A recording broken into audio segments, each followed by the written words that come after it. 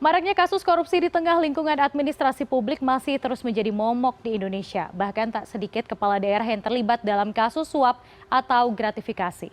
Untuk membahas lebih dalam terkait penyebab, hambatan pengendalian korupsi hingga jerat hukum yang terhadap segelintir pejabat publik yang terjerat korupsi, kita akan membahasnya bersama Zainur Rohman, peneliti Pukat Universitas Gadjah Mada. Selamat siang Pak, kita tahu bersama bahwa banyak sekali pejabat daerah yang terjerat korupsi. Apa kemudian celah korupsi lebih besar dibandingkan dengan sistem pengendalian pencegahan?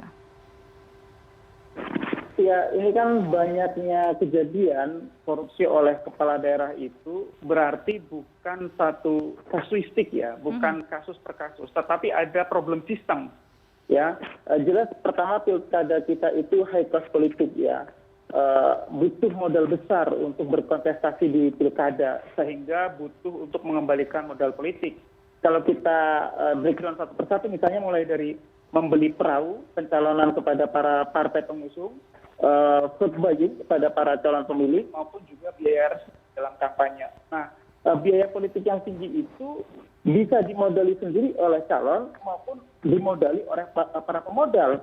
Nah, sehingga kemudian para kepala daerah berusaha untuk menutup modal itu dengan cara melakukan korupsi atau juga memberikan privilege kepada para pemodalnya.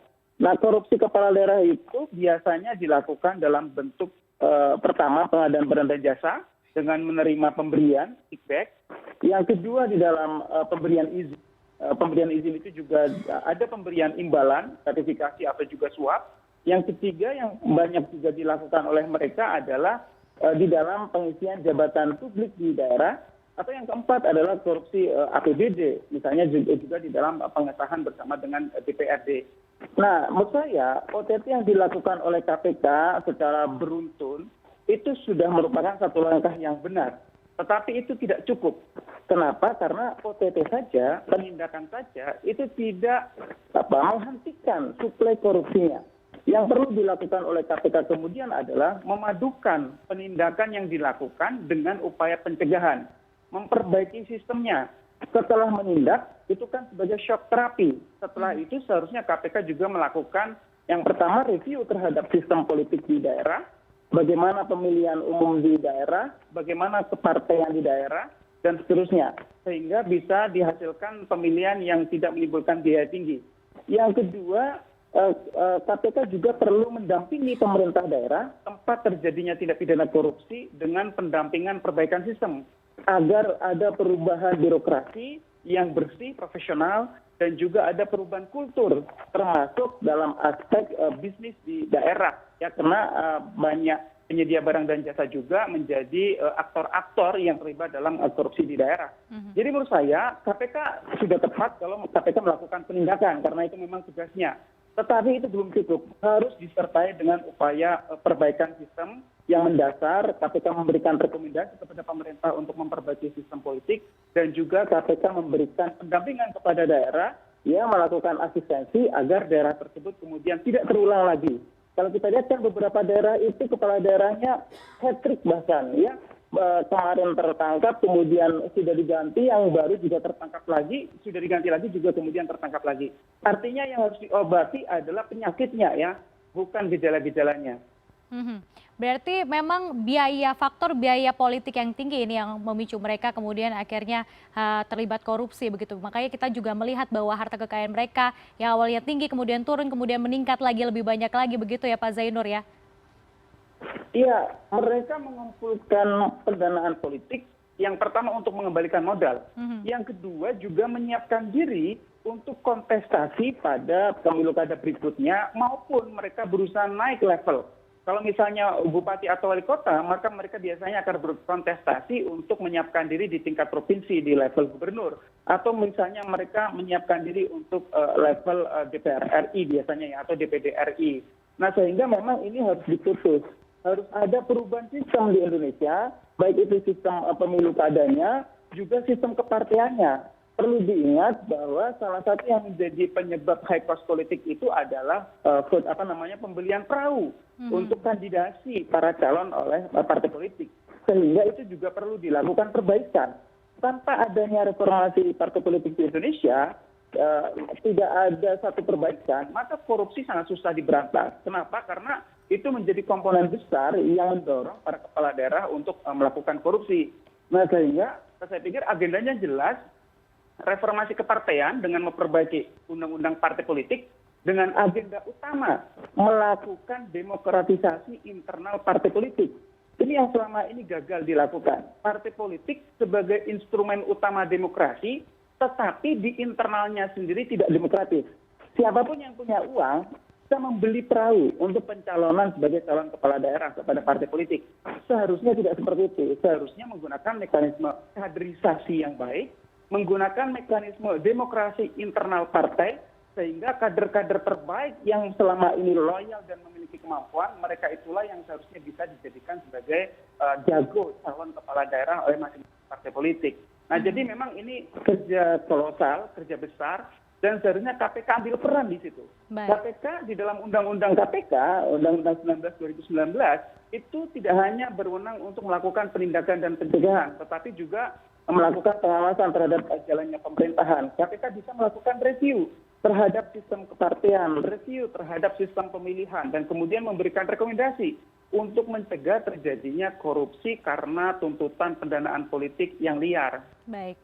Pak Zainur, tadi Anda mengatakan bahwa OTT ataupun berapa lama pun hukuman yang akan diberikan kepada para koruptor ini tidak akan membuat mereka jera begitu. Yang harus diperbaiki adalah akar-akarnya. Menurut Anda berapa lama begitu proses yang dibutuhkan untuk perbaikan sistem politik ini ke depan? Ya, memang ini sangat bergantung kepada itikat baik dari para pemimpin ya. KPK saja tentu tidak cukup ya. KPK mungkin bisa melakukan kajian, melakukan review, tetapi kemudian selanjutnya itu akan sangat bergantung kepada para pemimpin, seperti misalnya pemimpin negara, baik di legislatif maupun eksekutif, juga para pemimpin partai politik. Nah, saya pikir sembari menunggu adanya revisi undang-undang parpol, revisi undang-undang pemilu ya, KPK juga bisa terus-menerus ya berusaha meningkatkan integritas dari para kepala daerah ya. KPK bisa melakukan asistensi secara terus-menerus melalui Korsubgahnya, juga secara nyata dapat meningkatkan integritas kepala daerah dengan memberikan pendidikan anti korupsi kepada mereka. Kalau kemarin KPK mengatakan akan memuatkan pendidikan anti korupsi untuk masyarakat. Nah, menurut saya yang lebih penting pendidikan anti korupsi itu adalah untuk para penyelenggara negara, seperti para calon kepala daerah maupun mereka yang sudah menjadi kepala daerah. Nah, kalau tadi ditanyakan seberapa lama, ya memang ini pekerjaan yang susah untuk dihitung dari sisi tahun, tetapi menurut saya harus ada step-step yang jelas dilakukan oleh KPK maupun dilakukan oleh Indonesia. Jika Indonesia ingin berubah, tidak terus-menerus setiap pagi kita diberi kabar adanya OTT kepala daerah, maka itu harus dimulai dengan perubahan undang-undang parpol, undang-undang pemilu kada, dan juga kerja-kerja KPK secara terintegrasi. KPK tidak boleh lagi melakukan kerja itu secara parsial, hanya penindakan saja, nangkep orang, masukin ke penjara, menyita 1 miliar, 2 miliar, kemudian selesai. Itu tidak akan menyelesaikan masalah. Korupsi akan terus terjadi. Sehingga yang perlu dilakukan adalah penindakan dan pencegahan secara terintegrasi, dan KPK juga dapat memberikan masukan kepada penyelenggara negara, khususnya adalah kepada Presiden dan DPR untuk memperbaiki undang-undang partai politik, memperbaiki undang-undang pemilu dan pemilu kada, sehingga ke depan diharapkan pemilu kada tidak lagi high cost politik, dan juga ada ya katup-katup pengaman yang mencegah terulangnya kembali tindak pidana korupsi yang dilakukan oleh kepala daerah. Nah, tentu memang ini butuh aspirasi ya. Mengapa DPR dan Presiden akan tergerak? Ya, itu kalau besarnya aspirasi dari masyarakat.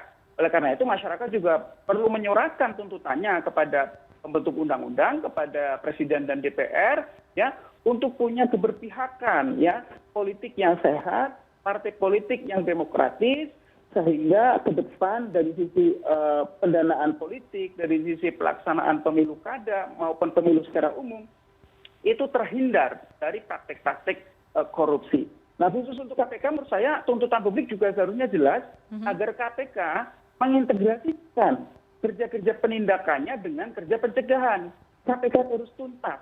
Setelah menangkap orang harus memperbaiki sistemnya, mendampingi sampai mereka itu benar-benar bisa settle menjadi birokrasi yang bersih, birokrasi yang melayani, birokrasi yang berintegritas, sehingga tidak juga menjadi satu habitat yang ramah terhadap korupsi. Baik, baik terima kasih Pak Zainur Rohman, peneliti Pukat Universitas Gadjah Mada telah bergabung bersama kami di CNN Indonesia Today.